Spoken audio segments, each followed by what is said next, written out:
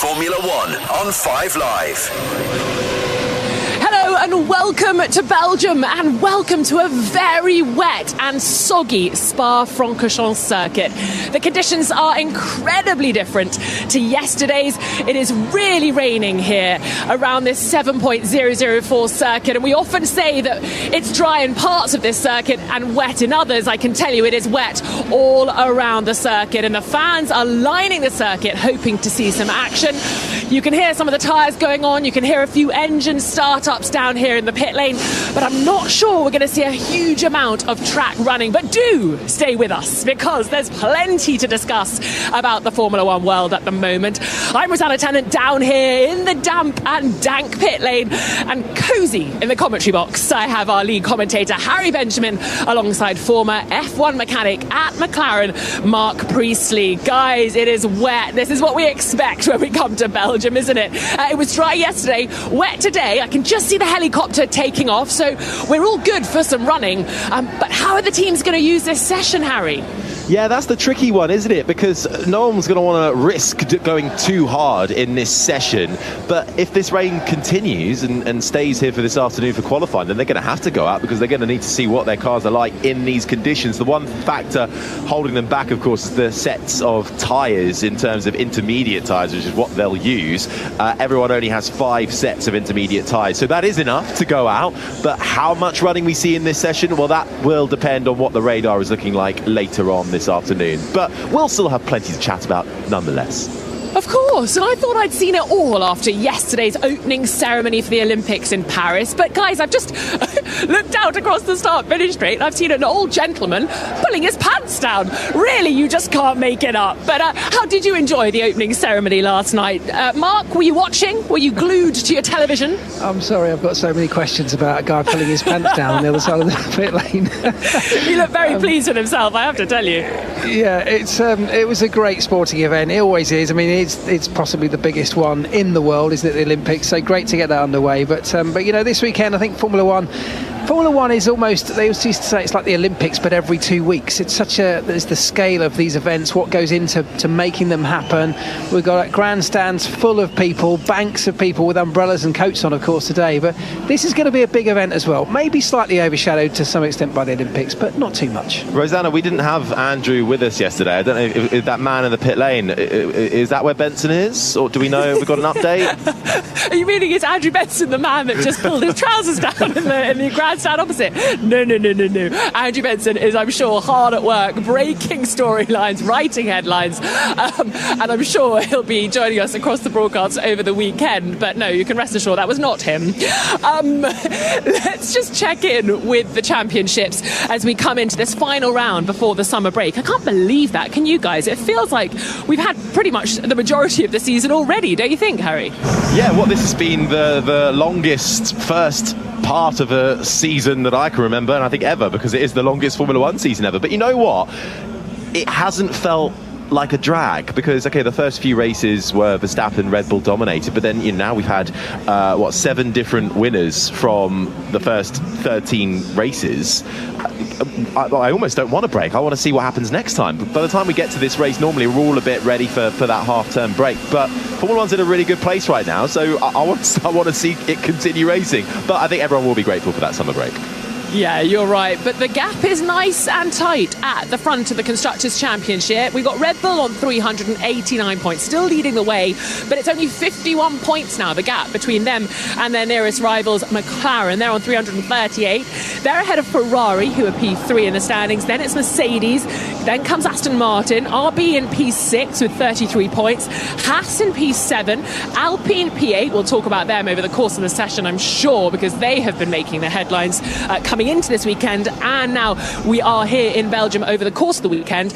And Williams P4 and Sauber yet to score. They are P10 and last. And when it comes to the Drivers' Championship, there's so much chat, isn't there, about the threat that Lando Norris may well pose to Max Verstappen and Red Bull. He's on 189 points, Lando Norris in P2, chasing down Max Verstappen, who is the car you can hear driving past me in the pit lane. He's got the intermediate tyres on. He's heading to the end of the pit lane. We've still got a red light at the end, so we're not quite ready to get this FP3 session up and running. But Max Verstappen with 265 points at the top of the standings. But everyone's making a big deal, aren't they, about how McLaren managed the Hungarian Grand Prix, and whether those 7 points that Lando Norris gave up to let his teammate take the win in Budapest, whether that will come back to bite them. We have got a green light at the end of the pit lane, but that has been a huge talking point, hasn't it, Harry, coming into this weekend, as Oscar Piastri, our latest F1 race winner, heads out into the fast lane, the resurfaced fast lane of the pit lane, and we've got cars on track. We're going to have a lot of spray, I'd imagine, and you've got a great vantage point, Harry. You can see what's going on. Yeah, and Verstappen's going to have, well, a decent view for the time being, because there's no one else out on track, or certainly no one in front of him. But anyone behind a car is going to get absolutely no visibility whatsoever as Verstappen makes his way to the end of the Kemmel Straight. A plume of spray kicked up from behind that Red Bull. It is wet, it is soggy, and it continues to rain. The umbrellas are up, and everybody has got their raincoats out as Verstappen tentatively brakes for the right-hander of Brussels, and actually outbrakes himself, has to run wide, can't get it turned in, manages to find the runoff and rejoin the track. But these are tricky conditions out there to get to grips with, and Max Verstappen, well, he'll be the first one facing them, but he's also being joined out on track as well by his teammate, the two RBs, the two Alpines. Piastri's gone out there, so too have the two Sauber drivers. Now, Verstappen has looked quick so far this weekend in the dry conditions, but McLaren, Mark, have also looked extremely quick once again, and I suppose we need to get your insights on this. Or here's Ricardo first. Okay, then also confirm we have a big chunk of rain coming in 5 to 10 minutes. That's Daniel Ricciardo being told there is a big chunk of rain coming in the next 5 or 10 minutes. So I would expect a flurry of people coming out now and then perhaps coming back into the pit lane before it gets heavier. I'm hoping that radio message is old, because there's already a big chunk of rain. Well, yeah, coming they are down over the circuit. They are usually a few minutes old, aren't they? And the two Saubers have actually gone out on the full wet tyres. As we just get another look at Verstappen coming into the right-hander of Brussels. It's almost a never-ending right-hander, and then just can't get it turned in, loses grip on the rear. This is the sound of him on board. Oh, almost loses the back end, has to correct on the steering wheel, and luckily there is a bit of runoff there before you get to the gravel. He's not the only one to find the runoff area, so too is Oscar Piastri coming through the double left-hander of Pouon on his first laps in these wet conditions, finds the runoff area. Piastri taking his first Grand Prix win last time out, and McLaren with a sensational 1-2. That is what we should be cheering and lauding and getting excited about. But of course, Mark, we discussed it quite in depth in the post-race podcast last week about the radio messages and the way McLaren went about managing it all. Nearly a week on, you know a lot of people within that team still. Where are your thoughts at how they approach this weekend, and actually how they approach their driver lineup in terms of a number one and a number two going forward for the rest of the season? Well, I think to answer that last bit first, in terms of the number one versus a number two type driver situation, that will only really become a necessity if they do find themselves properly in a championship fight.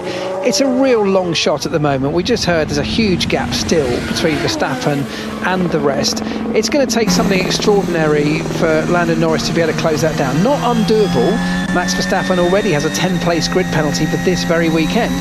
There are certain elements that could easily come into play. I mean, Verstappen was very lucky to finish last weekend after the contact with Lewis Hamilton, so that could have been 0 points. We could have been talking about a slightly different story. So McLaren need to be aware that they could find themselves in a championship fight, but I think the performances on track will dictate, in terms of the points gap, will dictate when they have to really instigate that. In terms of managing their two drivers, they've got a beautiful situation. They've got two great drivers, probably the fastest car, certainly at some circuits right now, and their drivers, if they're on the same strategy, are going to find themselves on the same bits of tarmac all the way through a Grand Prix. Now, I've been in situations before at McLaren, in fact, where you have to start thinking about, is it worth mixing and maxing the strategies here? Is it worth putting one on a sort of one stop versus the other on a two stop, as long as it doesn't compromise a race dramatically, just to keep them apart from each other, because it actually can make things more simple and can benefit both drivers in the long run. So that's a consideration that, as things play out, they might have to think about more and more. I feel like I'm losing hydraulics. The steering's heavy. Checking. Something feels weird. Okay, copy that. Currently looking, we can't see anything. So that's Daniel Ricciardo, not happy in his RB. He's just coming through Blanchimont now, so he is still out there on track. But he had a couple of issues yesterday as well, which they seem to be aware of and fixed enough to get him out right at the end of FP2. But Ricciardo not too happy so far in this session. Only 55 minutes in, make that 54, 50... I'll do a proper sync, shall I? 54 minutes and 53, 52. 51 minutes remain of this FP2 session where the rain is still coming down. Just to explain what was going on there with Daniel Ricciardo's radio, he's talking about the steering, the power steering. So just like on most of your road cars, it has power steering, which is hydraulically operated. So the hydraulics give you some assistance when turning the wheel. If he's starting to lose hydraulic pressure, either through a leak or through some kind of other issue, the sensation he's feeling is the steering's getting heavier and heavier. He's getting less assistance from the hydraulics. So that's the symptom he's feeling. Just reporting that back, and the team will of course be able to very quickly see that in the data. Lando Norris just making his way through the double left-hander of Pouon and then approaching the Fagnes chicane, then Stavolo bringing you round to the final sector of this lap, which is really one long run. Not in these conditions though, as Lando Norris almost loses the rear end coming out of Stavolo, now approaching the long run through Blanchimont. Ricciardo's just been told on the radio, doesn't seem like there's any issues from the team side of things, but as the rain continues to pour down, Rosanna, have you got a spot under cover somewhere? Oh, it's actually quite nice down here, Harry, because there is a bit of an overhang where all the great and the good are enjoying the action above me with their glasses of champagne, no doubt. I'm underneath that overhang, which is actually quite nice. So I am sheltering, but my goodness me, the spray that's being kicked up on the start-finish straight is big, and the rain is still coming down. So I think rain is here to sit in this session, I would say, but as you'll know, I am no weather forecaster. But both the Mercedes drivers have just headed out. George Russell before Lewis Hamilton, both of the intermediate tyres on, as you'd expect. And yesterday wasn't a great day for them. Lewis Hamilton saying that it wasn't their best day as the car wasn't feeling particularly strong, and they were experiencing a little bit of bouncing. They've got that newly updated floor edge and diffuser. And I think the problem they're going to have today is evaluating how they've solved. Let's hear for radio. Expect this heavier rain to last 10 minutes. 10 minutes. There you go. I said it wasn't going anywhere, but maybe it'll clear up a little sooner than I thought. But yes, I think Mercedes were hoping to evaluate the problems that they'd had yesterday overnight, and then they'd try and evaluate them on track today, but they were hoping it would be dry. And so in the wet weather mark, it becomes so difficult, doesn't it, to see what progress you may have made overnight crunching the numbers. If it's really wet on the track, they can't really get that job done. Yeah, it is really difficult because the conditions are so different. The car behaves in a completely different way to the way that it did yesterday. So it's difficult to understand sometimes whether the different feeling you're getting is purely because there's a tremendous amount of less grip on the track in general now, or whether the changes you made to the car mechanically or through systems have introduced other problems. So that's a challenge that the teams are all facing right now. But of course, as we said earlier on, if this is going to be at least even similar to the conditions that we faced later on in qualifying, you can almost put yesterday to one side and start afresh from now. You have to start understanding how your car behaves on this wet track, and don't forget it's been resurfaced, so there's going to be a huge amount less grip. The surface of the tarmac just hasn't opened up, so it doesn't allow water to sit into those crevices and cracks like it would do on a well-worn surface. The water tends to sit on the track a little bit more, so it tends to be lower grip. But they've got to figure out the best way to get their car working today, as opposed to what it felt like yesterday, getting ready for this afternoon. But of course, with an eye on tomorrow's race, where we perhaps think it may not be quite as wet, if at all wet in any case tomorrow. Well, Russell and Hamilton both out on track at the moment in the two Mercedes, both setting their or going for their first quick lap times on the intermediate tyre. I'll tell you what, let's bring in for the first time this weekend the BBC's F1 correspondent, Andrew Benson. Andrew, you know more on these Mercedes floor issues. Yes, so Mercedes were like 8 or 9 tenths of a second off yesterday, and they've decided to go back to the previous specification floor, the one they used at Silverstone. Here's some radio, sorry. Something still feels weird. Understood, box. It's Daniel Ricciardo just saying something still feels weird, so the team are going to box him. So he's not been happy since he came out of the pit lane there, so RB will take a further look at that in the garage. Andrew. Yeah, so had it been dry this morning, they would have back-to-back the floors, put the new one on one car and then the old spec, previous spec I should say, on the other car, but because it's wet they can't really do that. So they thought the safer bet was to go back to what they knew. They were very quick at Silverstone with the spec they're now running the car in, the previous spec. So better to go back to that, evaluate the data on the new floor after they've left Spa before the summer break, and then take their conclusions from there. Okay, so it's in a way the weather has curtailed their evaluation of the floors then for both Mercedes. Russell just coming to the end of his first quick lap, but the conditions are tough out there. And indeed, I think he's just abandoned finishing that because he's coming into the pits. But the rain getting a little bit heavier, at least when we're watching it on our screens. It certainly looks that way. Russell nearly losing the car on the exit of Stavolo, but he's not the only driver to do that. Lando Norris had a little moment a few laps ago. 49 minutes and 27, 26, 25 seconds remain. The fastest lap time is Max Verstappen with a 2 minutes 01.565. Everybody on the intermediate tyre. Piastri is second, 1.4 seconds off. Then it's Gasly, Norris, Ocon the top 5, Leclerc, Bottas, Hamilton, Perez, Albon the top 10.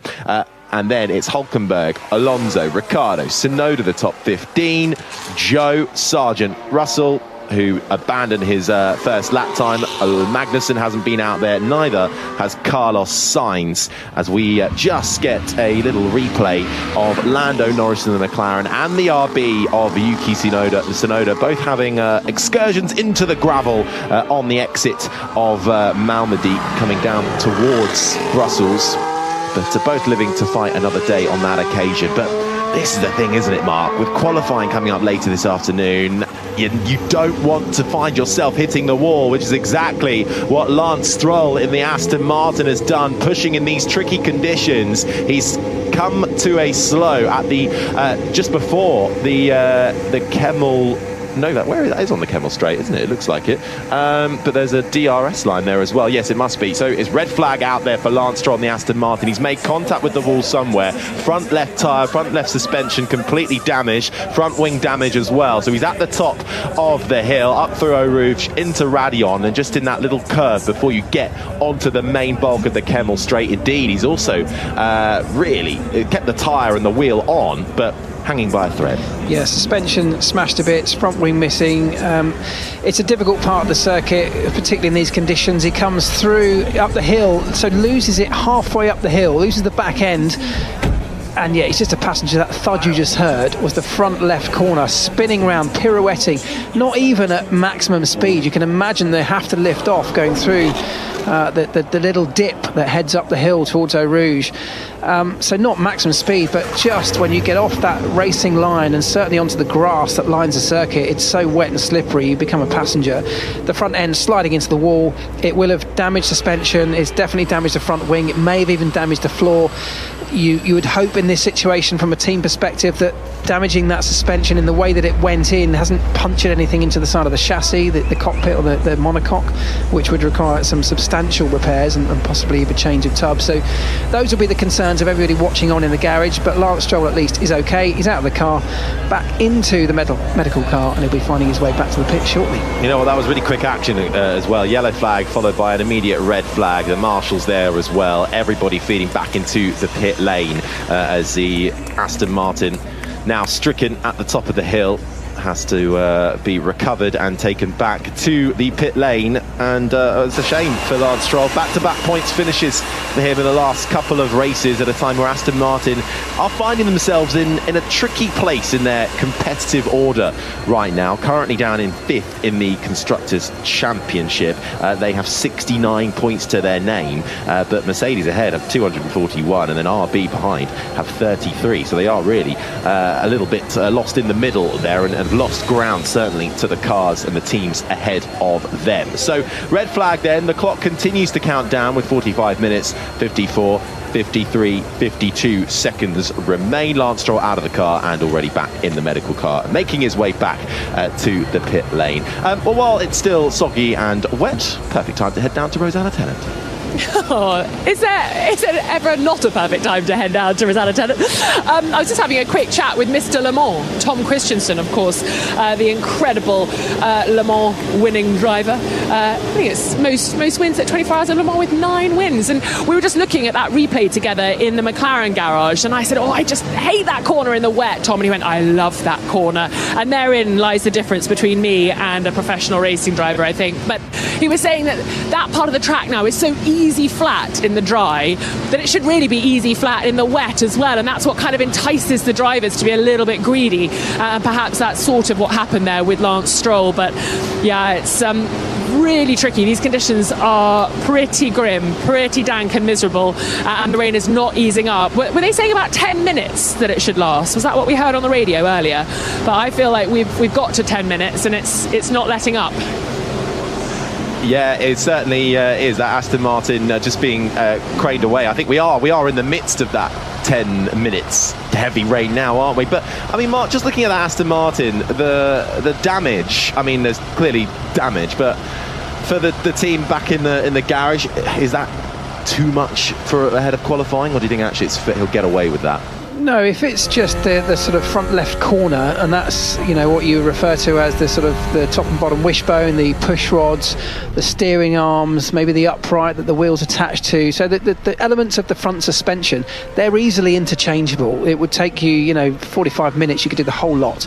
The problem, as I said, will be that if in that impact any of those suspension elements have snapped and then been punctured into the side of the cockpit, that would be the main concern from those people watching on. If that is the case, then you're into something obviously a lot more serious, because the monocoque or the cockpit is that safety cell in which the driver sits, but it's also the integral structural part of the car which the suspension's bolted to, the engine's bolted to the back of it, the fuel cell sits in there.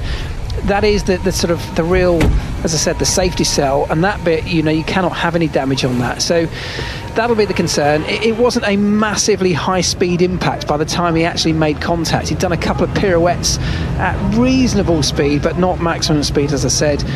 I would keep my fingers crossed and hope that it is just a case of changing out suspension components. Well, the Aston Martin is being hoisted up and being put onto the back of the flatbed truck, but it is amazing how far the safety has come in these race cars, isn't it? And actually, Rosanna Tennant, speak of race car, what is race car backwards? Car. Say that again. Race car. It is indeed. Now, what's the term for that?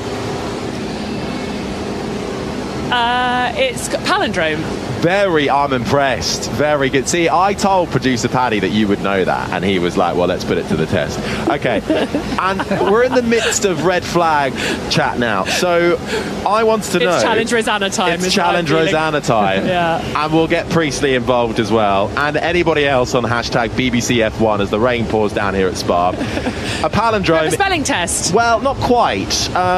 We could turn it into that if we're really struggling. A palindrome is, of course, words that read the same backwards and forwards. For example, race car. Now, what other words are palindromes but are also Formula One terms?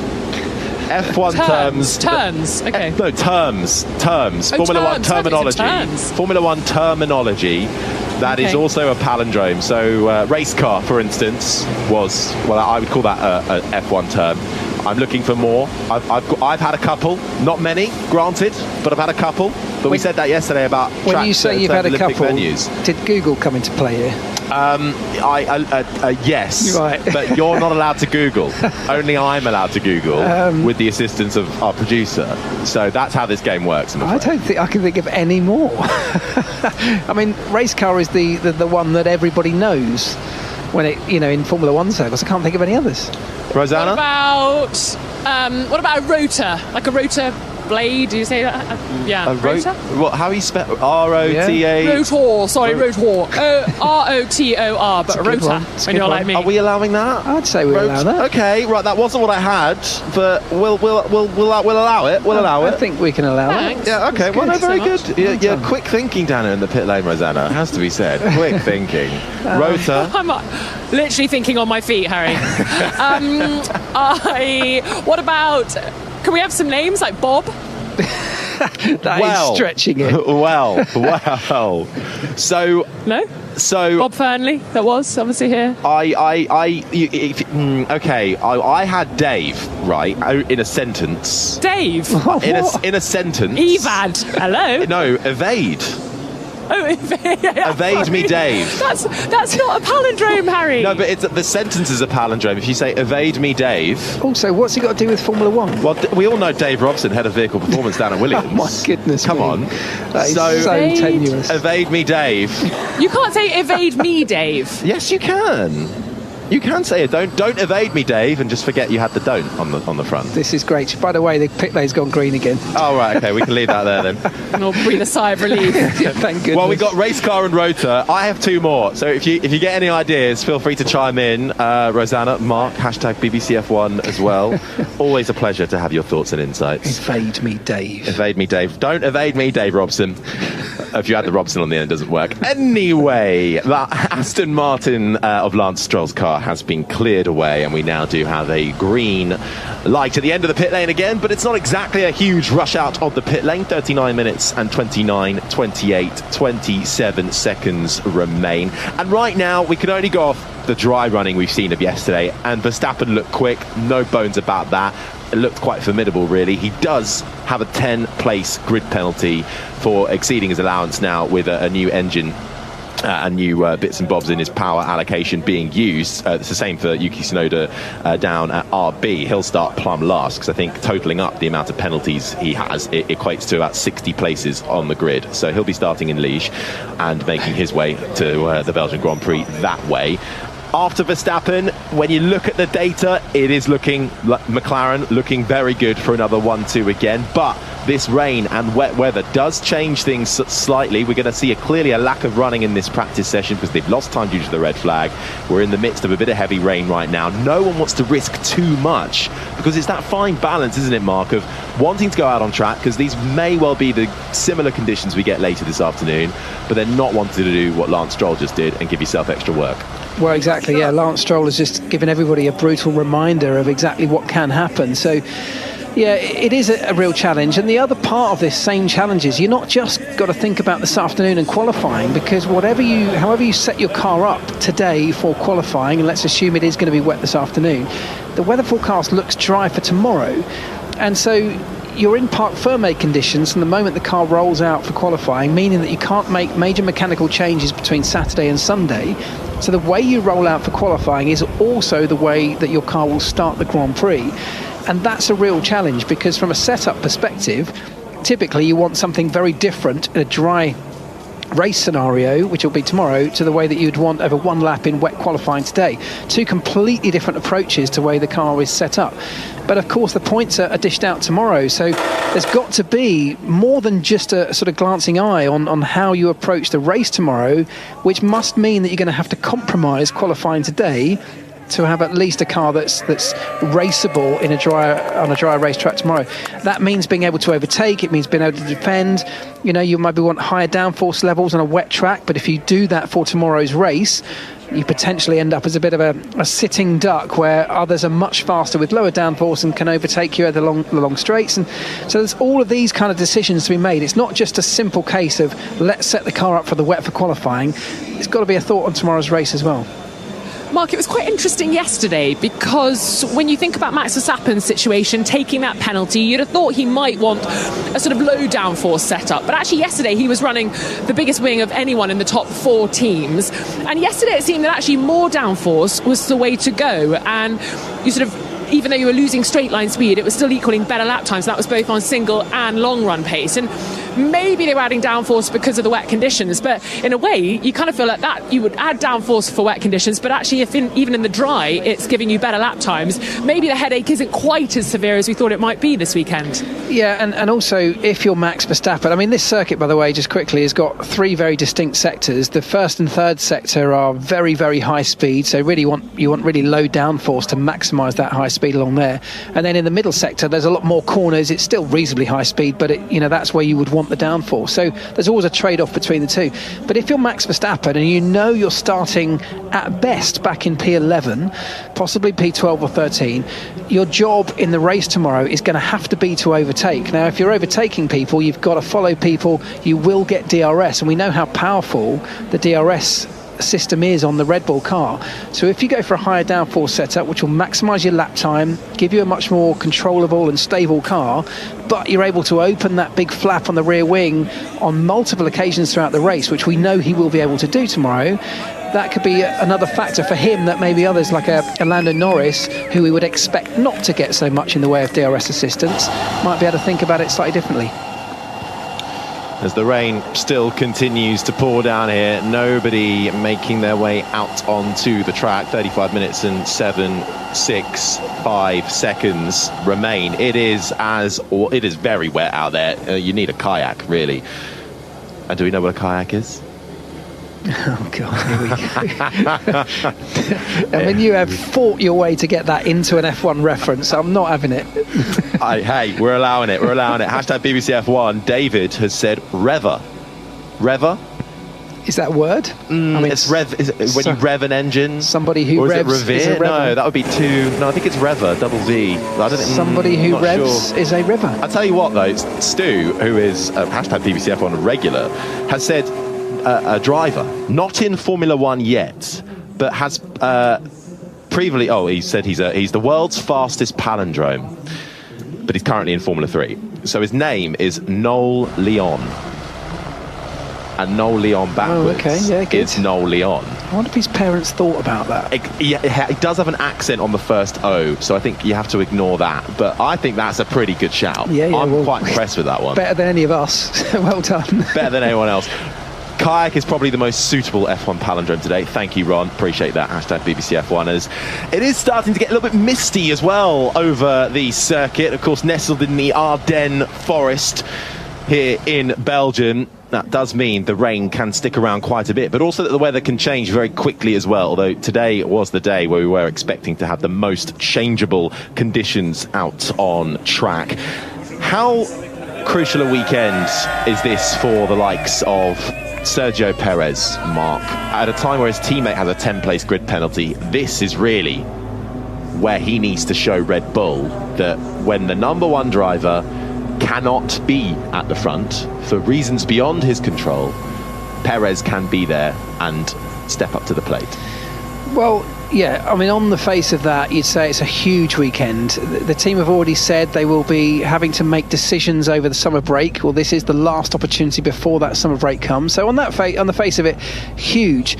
My personal opinion is, I think that whether the decisions made that who will replace him, I'm not necessarily sure, but I think the decision has probably been made that he's got to be replaced. Really? Well, I know that if it was me, I would absolutely do that, because I think we talked about this last week, but we know what you're going to get from Sergio Perez now. We've seen enough of it, so we can carry on going through this season and into next with what are, quite frankly, sub-optimal results.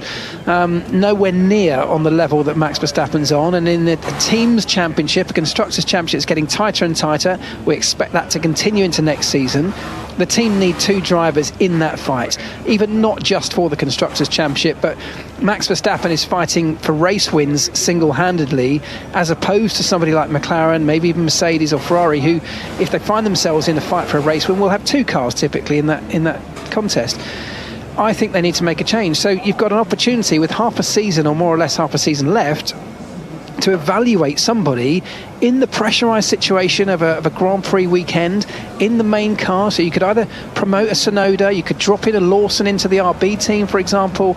You get to evaluate two new drivers in a rare situation, which is competitive, over a Grand Prix weekend. You see them in front of the media, you see them working with the engineers, you obviously see them in the car working with teammates, things that you just can't experience outside of a Grand Prix weekend. There's no testing anymore. Being a third or reserve driver just does not give you that same level. And so for me, it's a no-brainer, because what have you got to lose if you're Red Bull? If you dropped in a Tsunoda or even a Lawson or whatever, they may not perform to the level you need a second driver to perform to, but that's what you've got right now with Perez.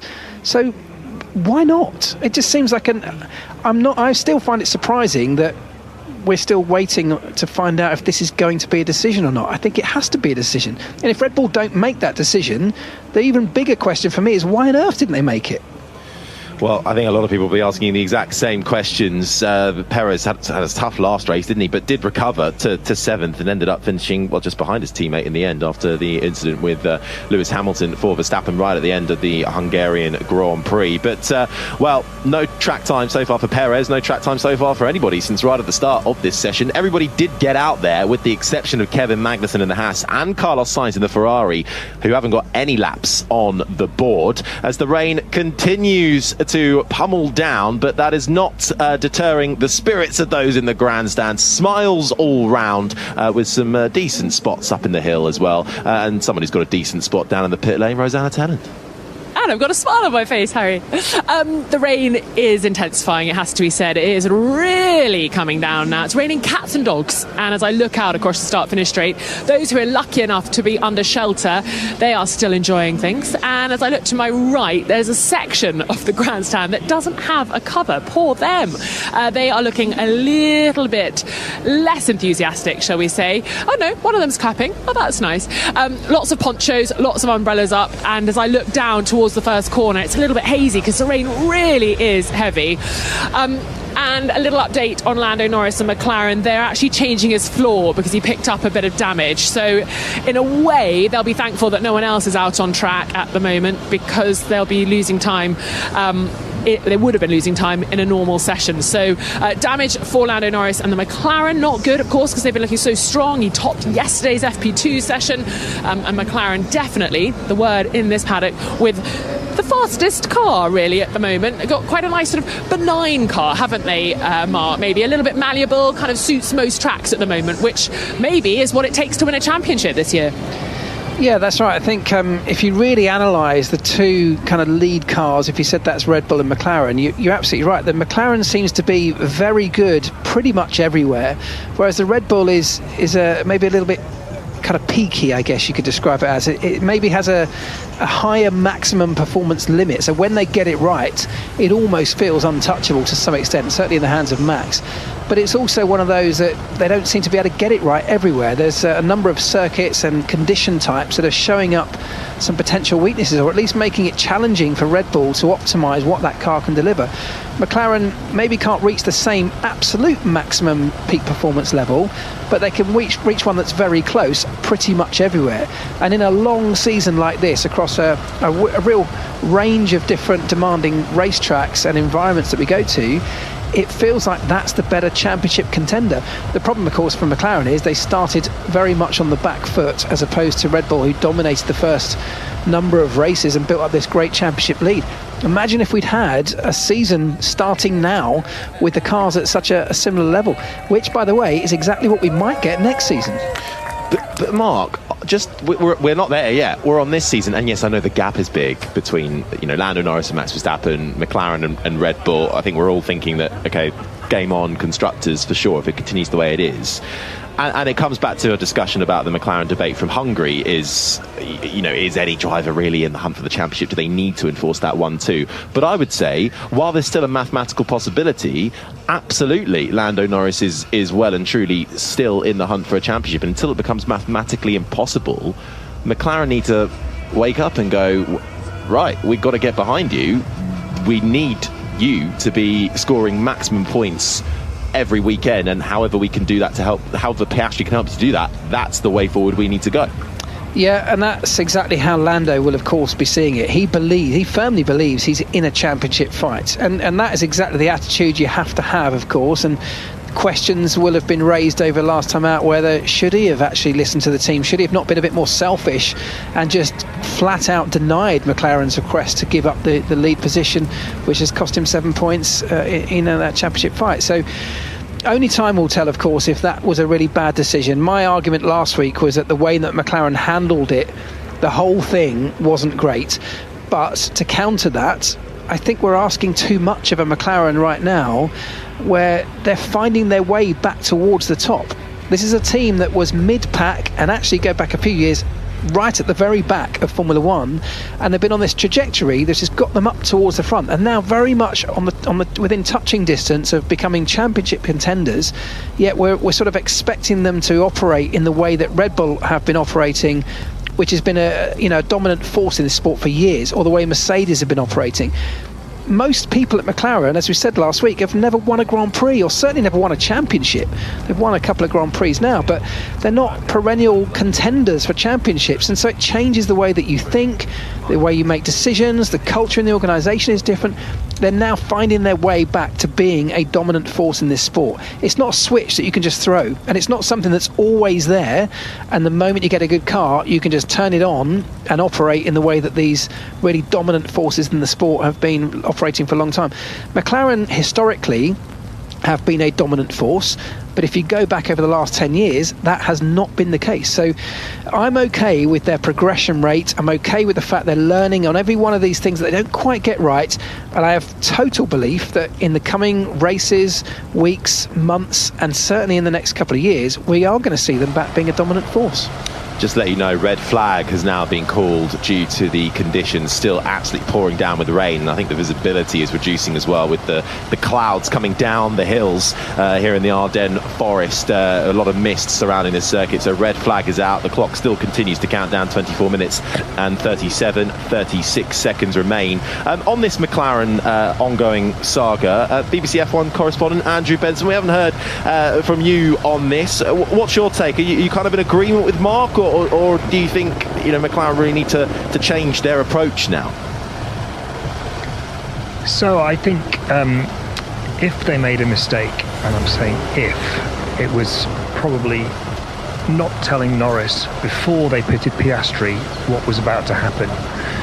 I think they relied too much potentially on their sort of ongoing team policy and philosophy, if you like. That the team will always make decisions in the best interest of the team.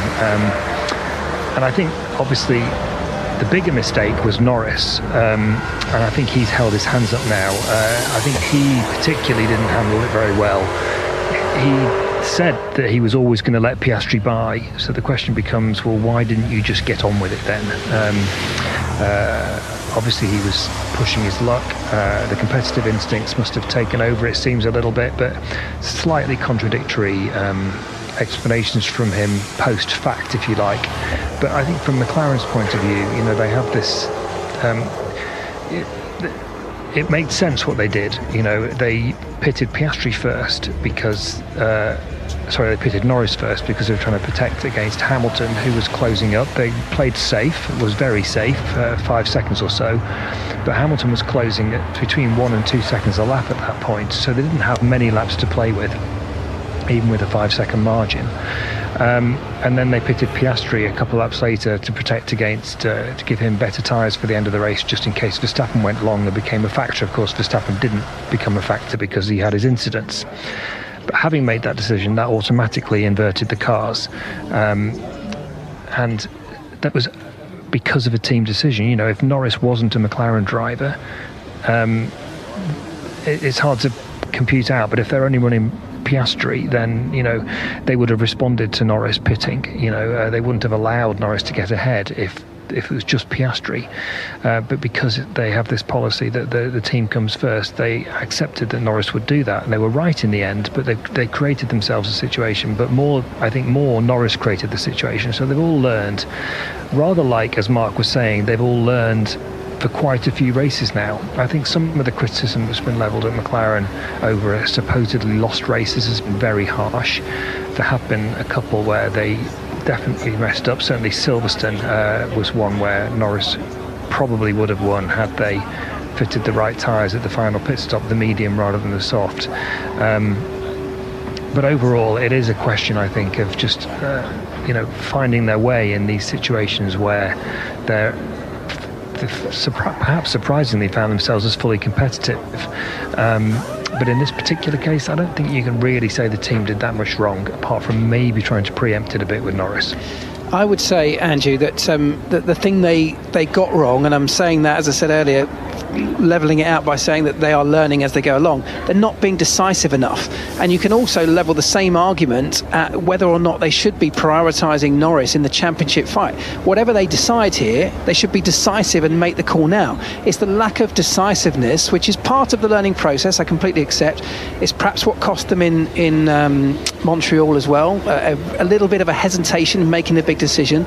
And if this 7 points comes back to bite them towards the end of the year, in terms of if Norris is less than 7 points behind Max Verstappen at the end of the championship year, well, it'll be that lack of decisiveness that was the problem, because you could decide right now, and they may well be having these conversations, I'm sure they are, they could decide now that there's no way Piastri's going to win this championship, and it may well be that Norris isn't either, but he is, as Harry said earlier, he is the guy with a shot at it.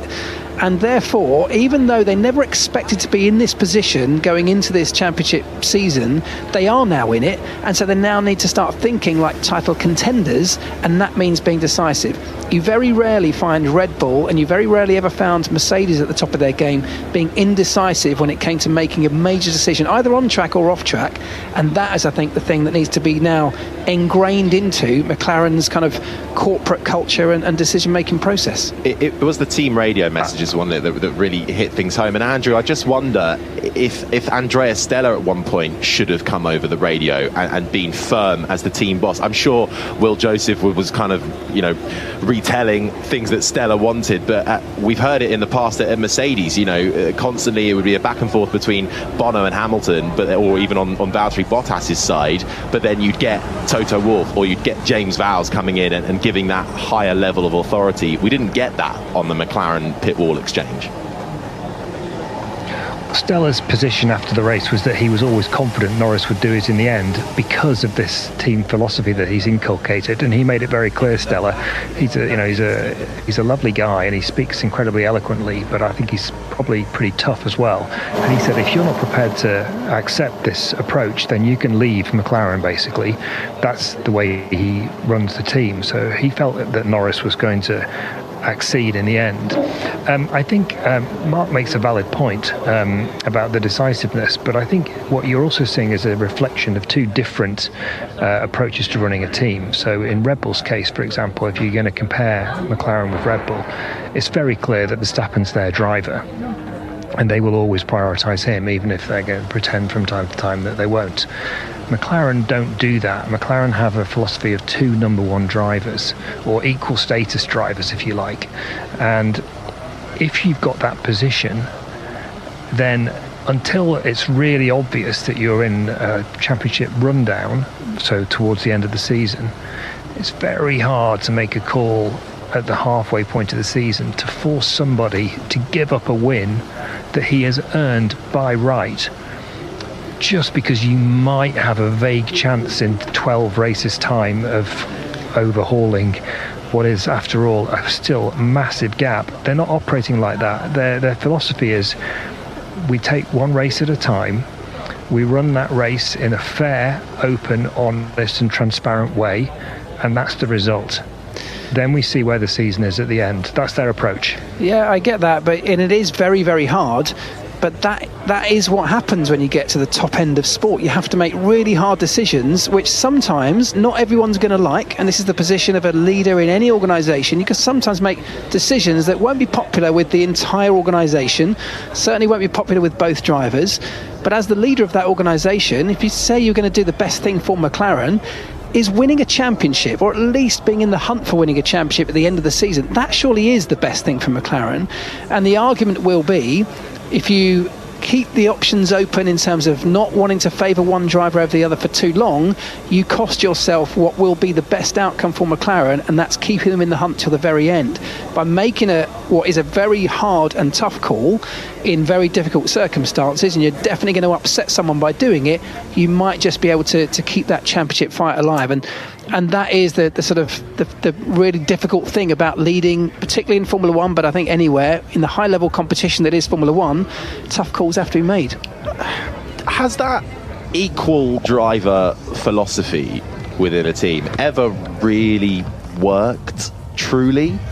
And should it be the case? On sheer experience, Lando Norris should be the guy they're backing. okay, he's ahead in the championship, he's got the points, but you know, he's been brought up by McLaren. He's been in that team since 2019. Piastri's only his second season in Formula One, and you know, McLaren love him and everyone rates him, but they nicked him from Alpine and the Renault program. So that's where I also see the point, is actually they should have been backing him from 3 weeks ago. Yeah, you can take that argument, but McLaren have, as Andrew said, McLaren have always had this philosophy where they sort of refused, and it goes back to, you know, even when I was at the team, you know, the Mika Hakkinen, David Coulthard days, and beyond that through Kimi Räikkönen and so on. It was always, they had a very clear philosophy of never putting into a contract that someone would have a number one status.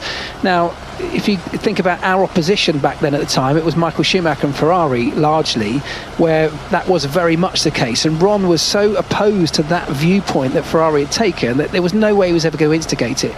Now, you could fast forward a couple of years and you could say, actually, maybe that cost us in 2007 when we had Alonso and Hamilton being the rookie, Alonso the world champion. It wasn't that we didn't contract somebody as a number one driver, but Alonso certainly felt, and I'm sure a lot of people would agree, or at least assumed that he would be the number one driver given his status and position, but yet we failed to ever even recognise it. We never even talked about it. I don't think it was ever a conversation that Ron had, let alone being a contract. And because we sort of were so opposed this idea of favouring one over the other, it actually ended up costing us the championship, you know, in the end. So I do take your point, Harry. I think it rarely works in terms of staying that way all the way through a season until the point where it naturally finds a balance. And that's what typically, other than that year in 2007, it typically happened with us at McLaren, whereas Mika was always a little bit quicker than DC. Well, yeah, DC had to give up. They had to move out of the way. He did, but he was naturally the slightly slower driver. You know, the championship always went in the way of Hakkinen, not because we engineered it that way, because he was the quicker driver. When it was DC versus Kimi, it was the same thing. It always just ebbed and flowed in the way of Kimi because he was a slightly quicker driver. I think in those kind of scenarios, and that's what McLaren will be desperately hoping, that it naturally finds a balance here. But when it doesn't, like in 2007 when it didn't for us, when you got two very equally matched drivers and there's a championship at stake, there's going to be fireworks. And we do live for those as well, to be fair. We do love some fireworks off the track. I mean, this is a debate that's going to roll on, and so many people will have a differing opinion on this. I also just think when you've got, for the first time in a couple of years, the tantalising prospect of going for the driver's title as well, and Verstappen and Red Bull seemingly their Achilles heel is open and there for attack at this point in time. This is when they've got to invest in. Yeah, I get that. I totally agree, and that's a viewpoint that I think a lot of people will share. Certainly Lando will be hoping that's the one that they go down, and it makes a lot of sense. And I think you can always temper that decision with what you said. Oscar is a slightly less experienced driver. He's maybe got a bit more time on his hands. He's newer to the McLaren program. Lando's been their guy for a lot longer, so it would make a lot of sense if you're going to favour one, not just because of his championship position, his points tally right now, but because he's been there longest. He's been working towards this for some time. Who will get the top spot in that team will be decided. Top spot. Oh, goodness It's me. another palindrome. You are relentless. Well done to F1 Fiend, hashtag BBC F1, top spot. Nice. That is an excellent one. I will take that in a heartbeat. Matt has gone with level. We're having level. We've got to level up. Yeah. We'll take level. Wing level. Level on points, of course. Yeah. We are looking for words that read the same backwards and forwards that work in Formula One terms. We've had race car, rotor, top spot, level, and evade me Dave somehow. Evade me Dave. Don't evade me Dave Robson, head of vehicle performance. Evade me Dave backwards is evade me Dave. Don't know how that got through the net. Oh, and we've got another one as well, which is just terrible. Was it a car or a cat I saw? And that backwards is exactly the same. Was it a cat? Was it a... Oh, no, wrong way round. Oh, I got it the wrong way round. Or did I? No, was it a car or a cat I saw? Yeah, that way. Yeah, that is correct. That is correct. That's another palindrome for you, technically, in a sentence. And there is no cat nor car out on track at the moment. Still a red flag due to the heavy rain and some slightly decreasing visibility issues as well with cloud cover. Some drivers still waiting in their cars and still having to avoid pit lane reporters like Rosanna Tennant. Yeah, well, I'm still here. I am evading reporters. No, that doesn't work. No. What are you on? How about Hannah Schmitz? Don't say her surname, just Hannah. That's a palindrome. Like obviously the wonderful No, strategist. The strategist at No, I know. But if you're just going with Hannah, then it's just, first name only, isn't it? Yeah. Okay. Yeah. So there you go. That's right. There we go. But yeah, it's all pretty quiet, I have to say. Everyone's standing and waiting. Drivers not in their cars. Is Hannah around? And it's pretty soggy. Let me just have a look. I'm sure she is. I'm a bit far away from the Red Bull pit wall. I'm trying to stay. I'm being a bit strategic. I'm trying to stay under this overhang because otherwise it's a little soggy. And I have actually bought a couple of pairs of trousers today just in case. I got a little bit soggy out here. But I just thought I'd try and save those if I could. Is she there? I've got to leave the overhang to check for you. Oh, well, I mean, it's not a case of, it's not an emergency, just right. I see. Here to serve. Best bits of the opening ceremony last night? I'm actually still watching it. It's I haven't quite caught the whole thing. 4 hours of your life. Similar rain levels, wasn't it? Yeah, we've got that rain now. They were a little bit soggy on those boats. Team GB giving a good account of themselves, staying out there in the wet weather. I mean, they had no choice, really. They were on a boat, weren't they? Well, 9 minutes and 39 seconds remain. And, well, I tell you what, despite the rain coming down for the Olympic ceremony yesterday and today now in Belgium, one of the RB drivers is getting strapped back in, potentially to go out. But we haven't had any notification of if the session will resume or not. Pierre Gasly still sitting in his cockpit. Now, we've had a rough idea of the pace order so far, both in quali pace and in race pace. But, of course, not much to go off in this session. But we didn't have you with us yesterday, Andrew Benson, so can we get your unofficial long run corner? Well, McLaren were quickest on one lap, and it looks like they're quickest on a race run as well. Oscar Piastri was fastest on the medium tyre by about 4/10 from Max Verstappen. What I would say to caveat that is that I don't know why, but Piastri often looks really quick on these long runs on Friday, and then isn't as quick relatively when it comes to the race. But he was also quickest on the soft, although that's a slightly offset situation for him. So it does look like McLaren and Red Bull are the two quickest cars around Spa in the dry, or at least they were yesterday. But of course the teams may have made a different downforce choice for today going into tomorrow than they had yesterday, having analysed what was better and what wasn't on Friday. And you've also got Mercedes. I think they're worth keeping an eye on, because let's not forget Mercedes was super quick at Silverstone, which is a very similar characteristic of circuit to Spa.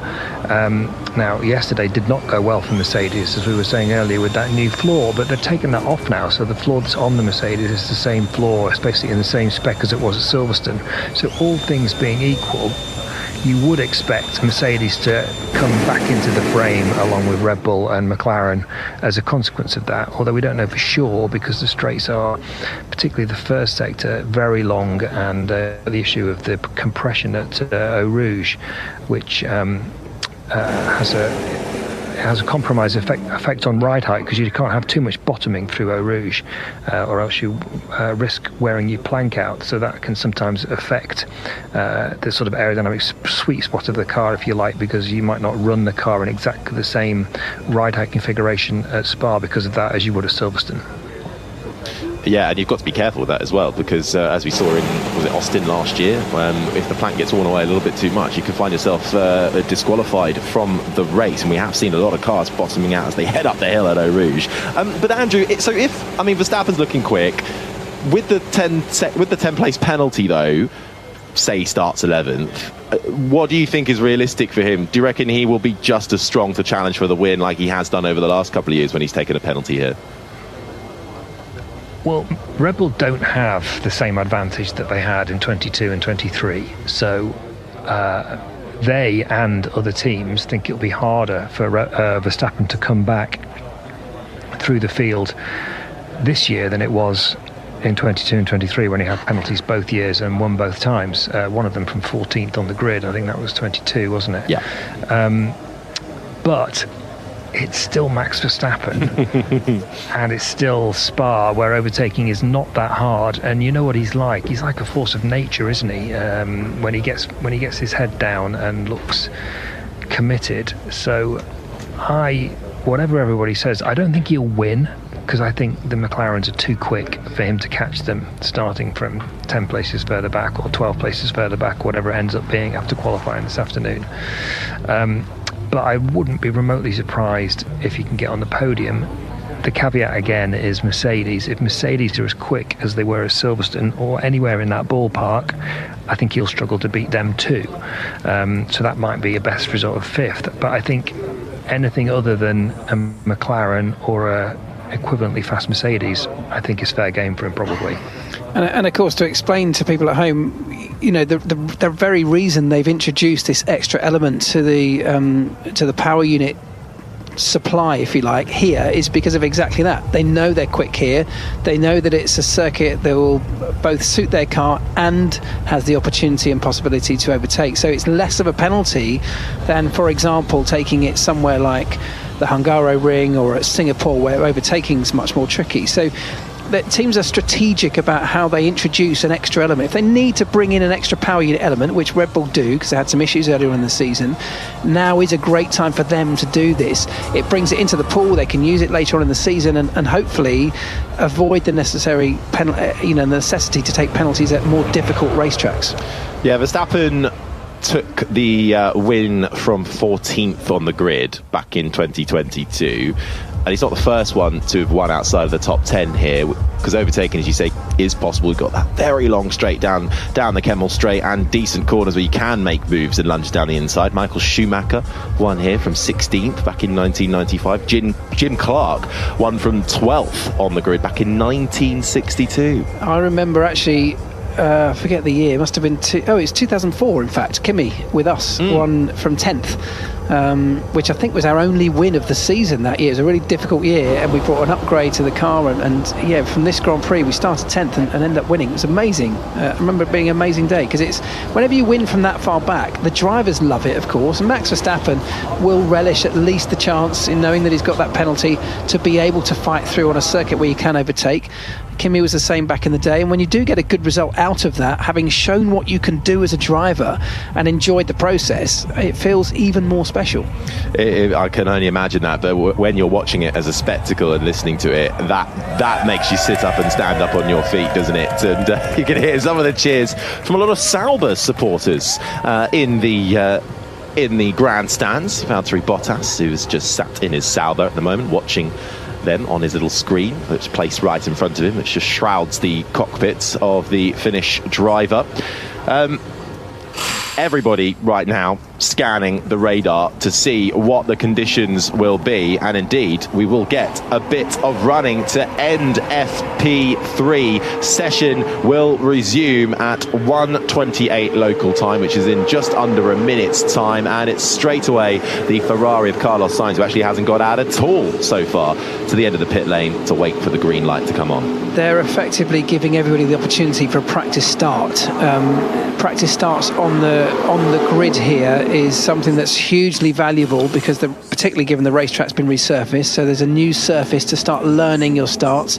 We don't expect it to be wet tomorrow for the race Grand Prix start, so it may be less valuable in that sense, but at the end of every practice session, the drivers are allowed to come around, roll around to the grid at the end of the session after the checkered flags come out, and do a practice start, which of course they get hugely valuable data from. As I said, caveat that with the fact that it's hugely wet today and possibly dry tomorrow, but But even so, I suspect that's what's about to happen. Yeah, everybody going out, we think, on the full wet tyre as well. So that backs up just heading out there to make it round and do a practice start, and just to have a little bit of track time in the last couple of minutes. I said radar earlier. Radar is a palindrome. Yeah. Well done to James, who got that. Hashtag BBCF1. And the last one I was looking for, which nobody got. Any other final takers? No. Rosanna, are you listening? Any other takers? I switched you off. I do not blame you. I think I switched myself off as well at this stage. And Just Chill also got this, because we are listing, and have done for every session so far, stats after stats after stats. Stats, the plural. Stats. Yeah. It's a palindrome. Well done to everyone who played. Can you get the palindrome? Can you find the racetrack again? That is what Carlos Sainz is looking for, because he's just found the gravel down in Brussels, but makes it back onto the circuit. So even on full wets, teetering around on an outlap, it is tricky out there, as Carlos Sainz of the Ferrari has found out. But he and Kevin Magnussen are the only ones who didn't even set any kind of lap time or go out in those, what did we get, 15 minutes maybe of running right at the start. The most amount of laps we got were from Tsunoda, Joe, Bottas, Ocon. They all managed to register 6 laps on the clock. Verstappen, Piastri, Gasly, the top 3 in the times, all did 4, and then Gasly 5 laps. So there's 18 seconds left on the clock. I'm not sure. I see the driver track. I can't see, mine's frozen. Whether anyone's actually going to make it round to do any sort of flying lap. I suspect it would be a massive risk anyway, and I'm not sure how valuable it will be on the all-weather wet, or the full wet tyres. If we get into qualifying later, it's highly unlikely we'll be doing it on the blue-walled full wet weather tyre, and much more likely it'll be on the intermediate green-wall tyre. Yuki Tsunoda getting a big old power slide as he comes out of his garage, just zero grip. So they're going to make their way round, and as I suspected earlier on, checkered flag now falls. I suspect they'll make their way round, maybe do a practice start, but even that I'm struggling to find too much value in at this point. Well, actually the FIA have said the session is resuming for the last 2 minutes in order to allow drivers to do some practice starts. So that is very much why, and backs up what you said straight away, to get them out there. Sainz would have made the flag, I think, if he hadn't have run wide down at Brussels, but he is the first man to take the checkered flag. That gets everyone gets another lap anyways. They continue to make their way around, and then we expect to see some practice starts, but we go into qualifying not knowing the order. Really, we can only go off the dry running we've seen on Friday, but that all goes out the window today with these wet conditions seemingly carrying over later on to qualifying. But the order as it ends in FP3 with not much running at all. Max Verstappen fastest on the intermediate tyre at 2:01.565, ahead of Oscar Piastri and Pierre Gasly, the top 3. Lando Norris, Ocon, Leclerc, Stroll, Bottas, Hamilton and Perez make up the remainder of the top 10. Then it's Alex Albon ahead of Nico Hülkenberg. Fernando Alonso is 13th ahead of Daniel Ricciardo and Yuki Tsunoda, the top 15. Zhou Guanyu, Logan Sargent in 16th and 17th, and then it's George Russell, who didn't actually get any kind of lap time on the board. Neither did Carlos Sainz, and neither did Kevin Magnussen in the Haas. 20th and last, of course, with just the one incident that caused the initial red flag, Rosanna, in the form of Lance Stroll and his Aston Martin. Yeah, and a nice update from Aston Martin saying that Lance is back in the team's hospitality and he's okay, and the team are now going to set to work on repairing the damage to his car ahead of qualifying. So Aston Martin will be hoping that they can get that car ready for the session later on. A mix-up session, not many cars setting any representative times, guys, but when it comes to qualifying, you can't be tentative, you can't sit in your garage. So we're going to see a mixed-up grid for tomorrow's race, which I hasten to add will probably be in dry conditions. Yeah, I mean, that's perhaps the hope of many onlookers. It's also, we're going into a very high-risk session because the teams and drivers are, to some extent at least, underprepared for this in terms of they haven't had a lot of running in these conditions.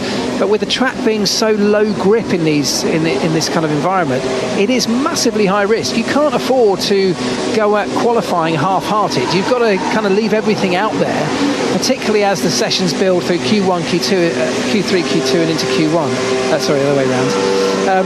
And so that the risk just gradually increases, and the risk of getting something wrong is massive. That, of course, can impact not just the race tomorrow, but lots of other people's laps. If there are things like yellow flags and then red flags that can affect the session. And, of course, the weather is unlikely to just be constant. It'll change, meaning the grip levels will change, the performance levels will change. So we should be in for a real treat this afternoon, I think. The other thing to note, Rosanna, as well, is that they always say rain is the great leveller, isn't it? And while that can only go so far in Formula One, those that are very good in the wet, Lewis Hamilton will be right up there. He absolutely loves these conditions, so we're really going to see some driver skill coming out if it's like this later today for qualifying. I'm going to have to find some more palindromes, because if we get an extended session in qualifying, it's going to be a long old afternoon. I think you have to find another game, I think, or another topic of conversation. You can hear the cars pulling up to grid spots to do their practice starts, giving the fans something to enjoy today, because they've been so hardy coming out to try and see what was going on in FP3, but obviously not very much to enjoy. But at least the cars are putting on a bit of a show for them. Spray being kicked up on the start-finish straight, and I have to say the rain is slightly easing now. Typical, isn't it? Will it dry up completely between now and qualifying? I'm not certain, but either way, hopefully, as Harry said, we are in for a bit of a treat when it comes to setting the grid for the Belgian Grand Prix. Do join us later on for qualifying. We'll be live at 5 to 3. You can find us on the BBC Sport website. My thanks to the BBC's F1 correspondent Andrew Benson, former F1 mechanic Mark Priestley, and of course our lead commentator Harry Benjamin. We'll be back later. Enjoy the break, but do join us, as I say, at 5 to 3 later on the BBC Sport website. This has been an IMG production for BBC Radio 5 Live.